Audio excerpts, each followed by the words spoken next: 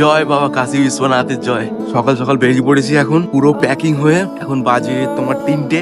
গোটা রাস্তা পুরোপুরি ফাঁকা। আমি এখন একাই চলেছি। এখন আমি আপাতত যাব আমার বন্ধুর বাড়ি তারকেশ্বর। তো সেখান থেকেও আমাকে পিক আপ করবে। উলুবেড়িয়া থেকে হাওড়া ট্রেন ধরবো।